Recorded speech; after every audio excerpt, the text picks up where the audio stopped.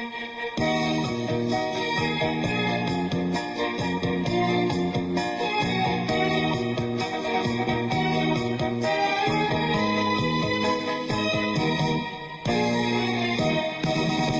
dah jemu, duduk di kampung, tapi nak pindah ke Kuala Lumpur.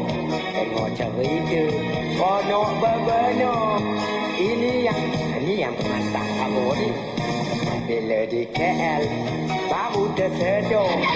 Rajin mewah, yang malah lapor. Nak masuk tandas, pun kena bayar. Skupa, duit ayo. Oh Kuala Lumpur, teman dah caya, hidup di sini perit berbenah. Kalau tak ligat, hanyut ke elok, di Sungai Kelang sekapur-kapur. Letak kereta, jangan mendadak, yang bermeter, tak payah tengok. Tapi peliknya, ada bermuda, tak sedekah, kereta, babak. Ni cerita teman sampai Kuala Lumpur.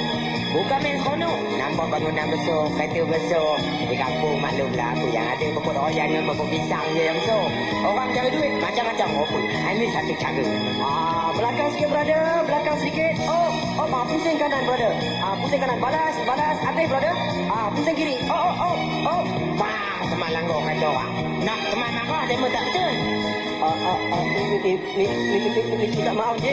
Lalu lintanya amat teratur, lampu isyarat tolong beratur. Walaupun merah ada yang langgar, komoknya demo besar. Oh Kuala Lumpur, ngapa begitu? Sistem dah ada, patut dibantu. Bukan terbaik, sabar dahulu, barulah kau tak tahu.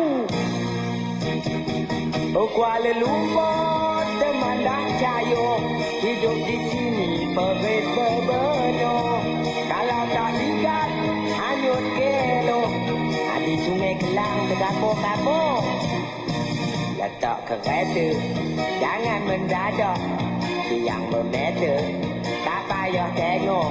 Tapi yang pelik, ada berbudak, tak sedekah, kereta babak.